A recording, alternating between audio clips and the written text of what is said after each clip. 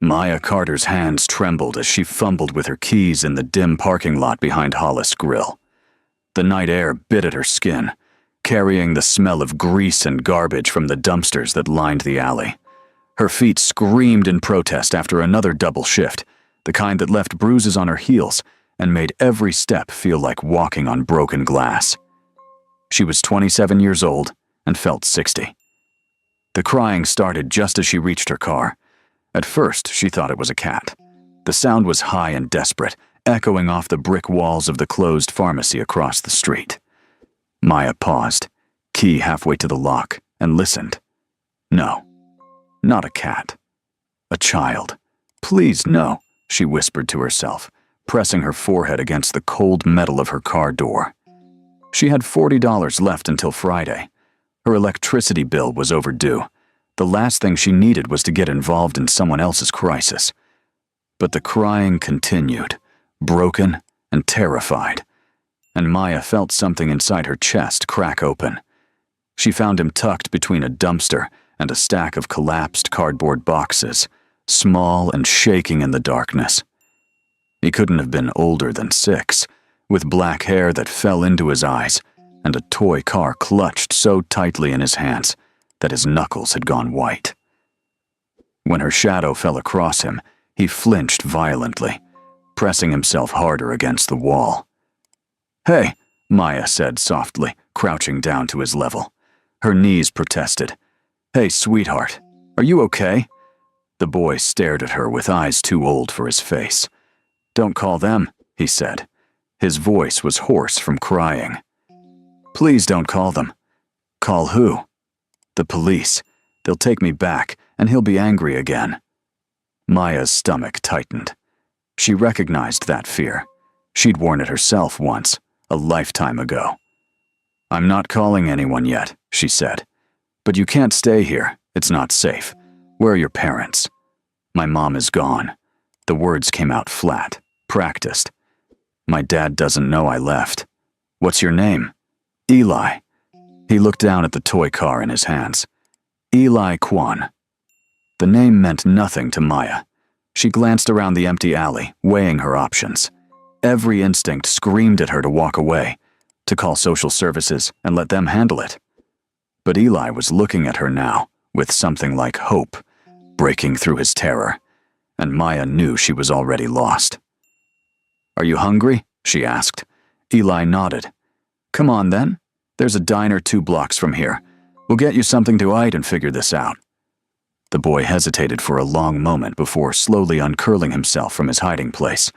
He was wearing expensive clothes, Maya noticed. Dark jeans without a single worn spot, sneakers that probably cost more than her rent. But they were dirty now, streaked with grime from the alley. They walked to the 24-hour diner in silence. Eli kept his distance, always staying just out of reach, like a stray dog that wanted food, but didn't trust hands. Maya ordered him pancakes and scrambled eggs, and watched him devour them with the single-minded focus of genuine hunger. "When did you last eat?" she asked. "Breakfast. Mrs. Chen made oatmeal, but I didn't like it. So I only had a little." "Who's Mrs. Chen?" "She cooks for us, and cleans. She's nice, but she's scared of my dad." Maya wrapped her hands around her coffee mug, feeling the warmth seep into her cold fingers. "Why did you run away, Eli?" The boy's fork paused halfway to his mouth. For a moment she thought he wouldn't answer. Then quietly, "I heard him yelling on the phone, about getting rid of problems, about making sure no one found out. And I got scared because sometimes, when people are problems, they disappear." The hair on the back of Maya's neck stood up. "Your dad said that?" "He says lots of things. He doesn't know I listen." Eli put down his fork and looked at her directly. "Will you take me back to the police?" "I don't know yet," Maya said honestly, "but I won't leave you alone. That's a promise." The decision to take him home was insane. Maya knew it even as she buckled him into the passenger seat of her ancient Honda Civic, even as she drove through the empty streets toward her cramped studio apartment in the cheapest part of Riverside City. She should have called someone, anyone. But Eli's terror at the mention of police had been too real, and Maya had learned long ago that sometimes the systems meant to protect children failed spectacularly. Her apartment was a single room with a kitchenette, a bathroom barely big enough to turn around in, and a mattress on the floor that she'd bought used 3 years ago. Eli looked around with wide eyes, taking in the water stains on the ceiling and the space heater in the corner that only worked on its highest setting. "You can sleep on the bed," Maya said, pulling out the spare blanket from her closet. "I'll take the floor." "You don't have to do that." "I'm not letting a 6-year-old sleep on the floor." "I'm almost 7. Eli sat down on the edge of the mattress, still clutching his toy car. "My birthday is in 23 days. Maya smiled despite herself. "Almost 7 then. Do you want to tell me about your house, so I can take you back in the morning?" The boy's face shuddered. "It's big, really big, with gates and guards." "Guards? Men with guns. They walk around at night. Dad says they keep us safe, but I think they keep us in." Maya's unease deepened into genuine fear. What kind of family had armed guards? "What does your dad do, Eli?" "Business." The word came out automatic, rehearsed. "He does business with important people. He's always in meetings or on the phone. He gets angry a lot since Mom died." "I'm sorry about your mom." Eli shrugged, but his eyes were bright with unshed tears. "She was nice. She used to read to me every night. Now nobody does." Maya sat down beside him on the mattress, keeping a respectful distance. "What's your favorite story?" "Where the wild things are." "I loved that one when I was your age." They talked for another hour, Maya slowly drawing out details about Eli's life in careful increments. A mansion in North Crest Heights. A father who worked late and came home smelling like cigarettes and anger. A mother who had died in a car accident 8 months ago. Tutors and drivers and housekeepers. But no friends. No birthday parties. No normal childhood at all. When Eli finally fell asleep, still holding his toy car, Maya sat by the window and stared out at the city lights. She didn't know who his father was. If she had, she might have run. The morning came too quickly. Maya woke to find Eli already awake, sitting cross-legged on the mattress and watching her with those 2 old eyes. "Are you taking me home now?" he asked. "If you show me where it is." "Okay." He climbed off the bed and walked to her kitchenette, where he'd apparently helped himself to a box of cereal. "Can we go the long way? I want to see the park." They drove through Riverside City as the sun climbed higher, Eli pressing his face against the window and calling out landmarks. The park, where his mother used to take him. The library she'd loved. The ice cream shop they'd visited every Sunday before the accident. "Turn here," he said suddenly, as they approached the eastern edge of the city. "North Crest Heights is up that hill." Maya's stomach dropped. North Crest Heights wasn't just expensive, it was fortress territory, where tech moguls and old money lived behind walls and security systems that cost more than most people earned in a year. She'd never been inside the gates. The entrance was guarded by 2 men in dark suits. They stiffened as Maya's car approached, hands moving to their hips in a gesture that made her blood run cold. One of them stepped forward, palm raised. Maya rolled down her window. "I'm returning Eli Kwan. He got lost last night." The guard's eyes widened. He pulled out a radio and spoke rapidly in Korean. Within seconds, 3 more men appeared, surrounding the car. One of them opened Eli's door and looked inside. "Young master," he said, relief evident in his voice. "Your father has been looking everywhere." Eli unbuckled his seatbelt but didn't move. "Is he angry?" "Very." The guard glanced at Maya with an expression she couldn't read. "Ma'am, you need to come with us. Mr. Kwan will want to speak with you." "I was just bringing him home," Maya said, fear making her voice tight. "I found him last night and he was scared, so I waited until morning. Nevertheless, you need to come with us."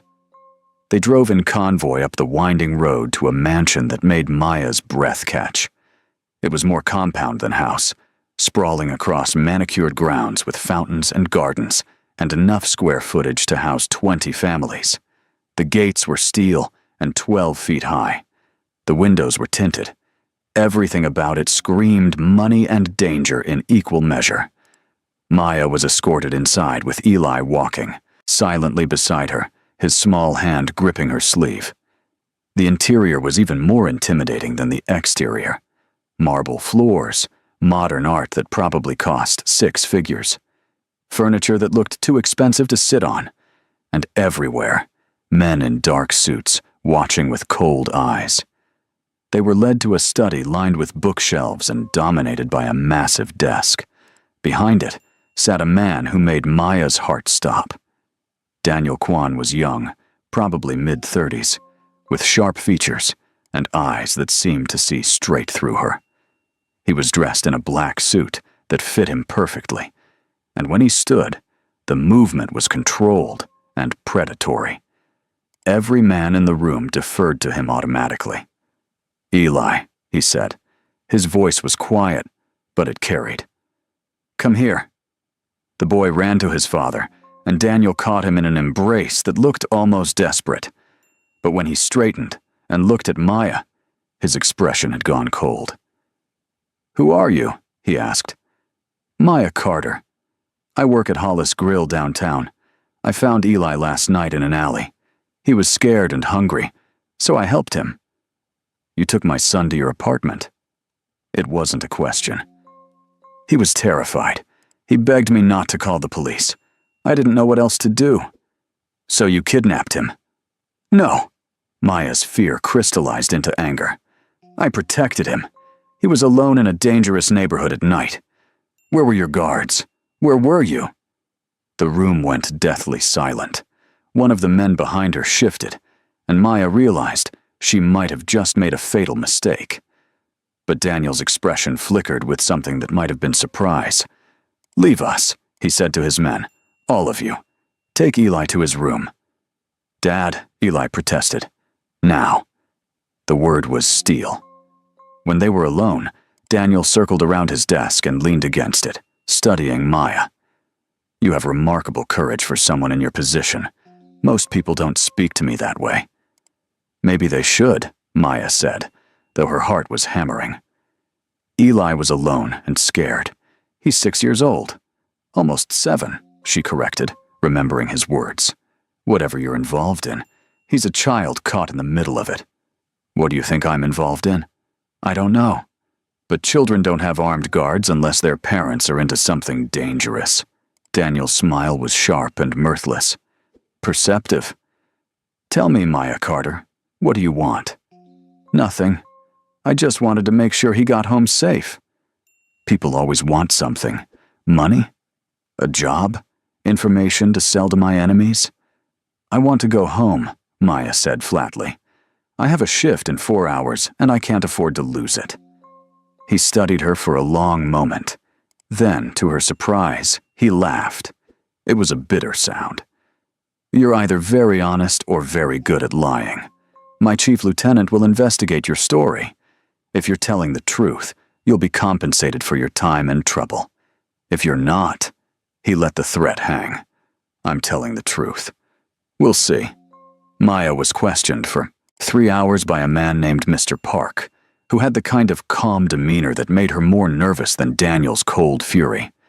He asked about every detail of the previous night, cross-referencing her answers against Eli's statement and surveillance footage from around the city. By the time he was satisfied, Maya was exhausted and shaking. "You're free to go," Mr. Park said finally. "A car will take you home." "What about Eli?" "That's not your concern." "I'm making it my concern. Is he safe here?" Mr. Park's expression softened slightly. "Mr. Kwan loves his son. Everything he does is to protect him. But his world is dangerous, Miss Carter.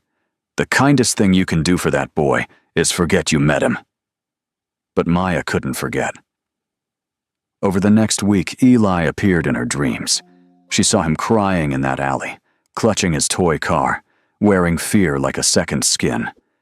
She thought about the empty mansion and the armed guards and the father who worked too much and came home smelling like anger.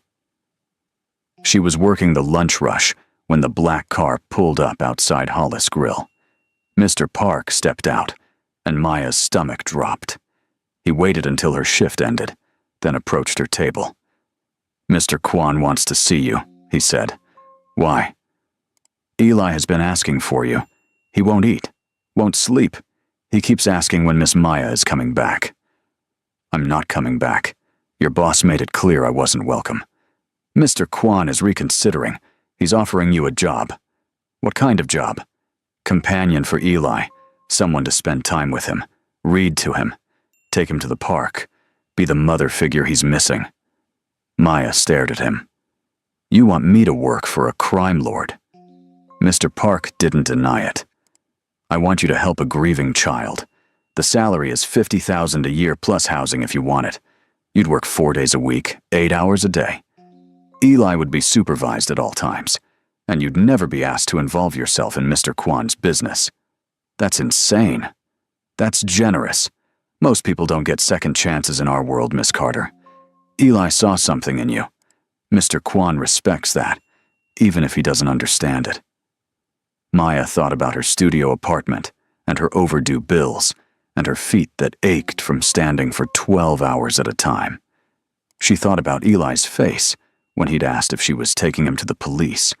She thought about the crushing weight of barely surviving versus the possibility of actually living. 4 days a week, she said, and I don't want to know anything about his business. Agreed. The next afternoon, Maya walked back through those steel gates into a world that terrified her. Eli was waiting in the foyer, and when he saw her, his entire face lit up. He ran to her and wrapped his arms around her waist, and Maya felt something in her chest crack wide open. "You came back," he said. "I promised I wouldn't leave you alone." Over the following weeks, Maya learned to navigate the strange ecosystem of the Kwan mansion. She learned which guards were friendly and which ones watched her with suspicion. She learned that Mrs. Chen, the housekeeper, had been with the family for 12 years and loved Eli like her own grandson. She learned that Daniel Kwan worked 18-hour days and came home exhausted, that he never raised his voice to his son, but rarely smiled at him either. And she learned that Eli was desperately lonely. They spent hours in the mansion's library, reading every book on the shelves. They played in the massive backyard under the watchful eyes of security. They baked cookies in the industrial kitchen and built elaborate towers with blocks in the empty living room. Eli laughed more, ate better, started sleeping through the night. Daniel watched from a distance, appearing in doorways and hallways like a ghost. Sometimes Maya would feel his eyes on her and look up to find him standing at the top of the stairs, expression unreadable. He never joined them, never interrupted. But he was always there, orbiting his son like a satellite. One evening, 6 weeks into her employment, Daniel knocked on the library door, where Maya was reading to Eli. "It's bedtime," he said. 5 more pages, Eli pleaded. "Now, Eli." The boy's face fell, but he obediently kissed Maya's cheek and left. Daniel lingered in the doorway. "Thank you," he said quietly, "for what you're doing for him. He's a good kid. It's easy. He talks about you constantly. You've made him happy again. I didn't think that was possible." Maya closed the book and stood. He's been grieving. He needed someone to see him, not just protect him. "And what about me?" The question came out raw. "Do you see me too?" Maya met his eyes. In the soft lamplight, Daniel looked younger, tired, more human than monster. "I see a man who loves his son but doesn't know how to show it. I see someone who built walls so high that even his own child can't reach him. Those walls keep him safe. They keep him lonely." Daniel flinched. "You don't understand my world. Then explain it to me." They talked until midnight, sitting in the library, while the house settled into silence around them. Daniel told her about his wife, Grace, who had been killed by a rival's car bomb meant for him. About the empire he'd inherited from his father, and the bloody path he'd walked to keep it. About enemies who circled like sharks, and allies who could turn on a dime. "Eli is my only weakness," he said. "If they knew how much he means to me, they'd use him to destroy me. So you keep him locked away, hidden. But Eli doesn't need a fortress, Daniel. He needs a father. I don't know how to be both. I can keep him safe, or I can be close to him. Not both. That's a coward's choice." Daniel's eyes flashed with anger, but Maya didn't back down. "You're hiding behind your fear," she continued. "You're letting it control you instead of fighting through it. Your wife died, and instead of grieving with your son, you pushed him away. He thinks you blame him. I don't. Then tell him that. Spend time with him. Let him see that his father is more than just a shadow that comes home late and leaves early." The next day, Daniel joined them for breakfast. Eli was so shocked he dropped his spoon. Over the following weeks, Daniel began appearing more. He'd sit in on reading time, quiet and attentive. He'd join them for walks in the garden. Once, he even played trucks with Eli on the living room floor, his expensive suit jacket abandoned on a chair. Maya watched father and son slowly find their way back to each other, and something unexpected began growing in her own chest. She caught herself noticing the way Daniel's face softened when he looked at Eli, the rare smiles that transformed him from terrifying to handsome, the moments of dry humor that appeared when he let his guard down. One afternoon, she found Daniel in the study going through paperwork. He looked up when she entered. "Eli's napping," she said. "I wanted to ask about his birthday. He mentioned it's coming up." 3 weeks. Daniel set down his pen. "Grace always planned elaborate parties. I don't know where to start." "What does Eli want?" "He asked for something small. Just family. But we don't have family left. It's only us." "Then make it special for just the 3 of you. Bake a cake. Play games. Make him feel loved. That's all he really wants." Daniel studied her. "You're part of this now, you know. He considers you family. What about you?" The question slipped out before Maya could stop it. "Do you consider me family?" The air between them changed. Daniel stood slowly and walked around his desk until he was standing directly in front of her. "I consider you dangerous," he said softly. "You make me want things I can't afford to want. You make me hope when hope is a liability. Maybe you need more liabilities then." He reached out and brushed a strand of hair from her face, his touch gentle. "If I pursue this, I put you in danger. Everyone I love becomes a target. I'm already here, Daniel. I'm already in your world. The only question is whether you're brave enough to let me stay." They crossed the line that night.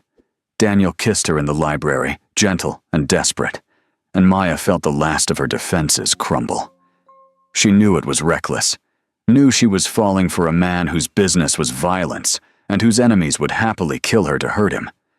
But she'd seen the person beneath the armor, and she couldn't walk away. For 3 months, they existed in a strange bubble of happiness. Daniel slowly stepped back from the most violent aspects of his business. He spent more time at home, more time with Eli. The mansion felt less like a fortress and more like a home. Then Victor Hahn made his move. Maya was reading to Eli in the library when Mr. Park burst through the door. "We need to go, now. What's happening?" Maya stood, pulling Eli close. "Mr. Hahn has made a play. He's coming for the family. We're evacuating to the safe house." The next hours were chaos. Armed men flooded the mansion. Cars appeared in the driveway. Daniel appeared from his office, his face hard and cold again, and Maya saw the crime lord resurface fully. "Take them to the hillside location," he ordered Mr. Park. Then to Maya, "Stay with Eli. Don't let him out of your sight." "Where are you going?" "To end this." "Daniel, no. This isn't a debate." He cupped her face in his hands, his eyes fierce. "I told you everyone I love becomes a target. Hahn thinks he can use you and Eli against me. I'm going to show him what a mistake that is." They were driven to a safe house in the mountains, but the peace didn't last. Hahn's men had followed. Maya heard gunshots in the distance and pulled Eli into a closet, covering his ears as the battle raged outside. The door burst open, and one of Han's enforcers appeared, gun raised. Maya threw herself in front of Eli. The shot never came. Daniel appeared like an avenging angel, moving with brutal efficiency. The enforcer went down. More men poured in. The fight was savage and quick, and when the silence fell, Daniel was standing over 3 bodies, blood on his hands. He looked at Maya and Eli huddled in the closet. "It's over," he said. "Han is dead. His organization is scattered." But the cost was written on his face. That night, after Eli was finally asleep, Daniel sat with Maya on the safe house porch. "I can't do this anymore," he said. "I can't risk you. Either of you." "So what are you saying?" "That I have a choice to make. Keep the empire and lose my family, or give it up and try to build something real." "You know what I want you to choose. It's not that simple. People depend on me. There's too much blood in the Foundation." Maya took his hand. "Then change the Foundation. You're smart enough, Daniel. Rich enough. You could transition into legitimate business. It won't be easy, but nothing worth having is. And if I do, if I try to walk away and it destroys everything, then we'll face it together. You, me, and Eli, as a family." The change didn't happen overnight. It took 18 months of careful planning, of selling off illegal operations and investing in legal ventures, of cutting ties with dangerous allies and building new networks. There were setbacks, threats, moments when Maya wondered if they'd made a terrible mistake. But slowly, painfully, Daniel Kwan transformed himself from crime lord to businessman. He bought a tech company, invested in real estate, opened community centers in underserved neighborhoods. He would never be completely clean, could never erase the blood he'd spilled, but he could choose differently going forward. And through it all, Maya and Eli were there. They got married in a small ceremony in the mansion garden, with Eli as the ring bearer and Mrs. Chen crying in the front row. Maya moved into the mansion permanently, transforming it from a fortress into a real home. She started a community kitchen downtown with Daniel's funding, providing meals for people like her former self who were barely surviving.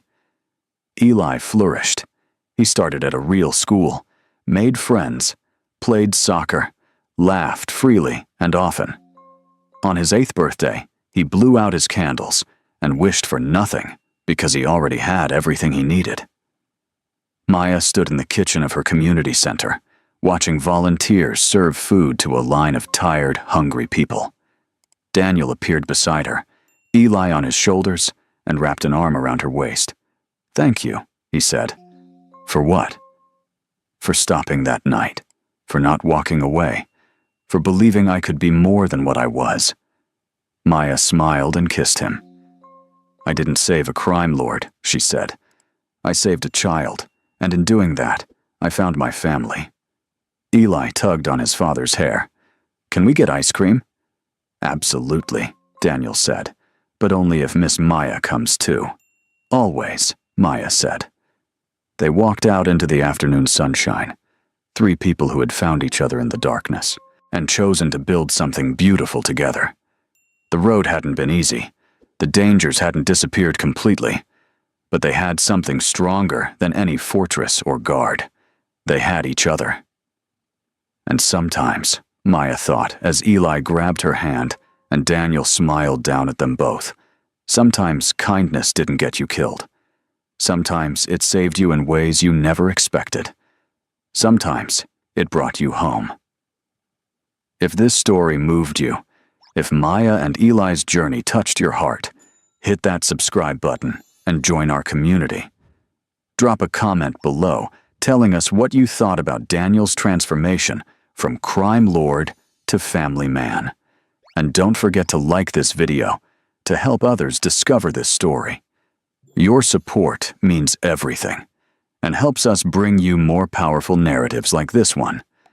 Until next time, remember that sometimes the bravest thing we can do is choose compassion even when it scares us.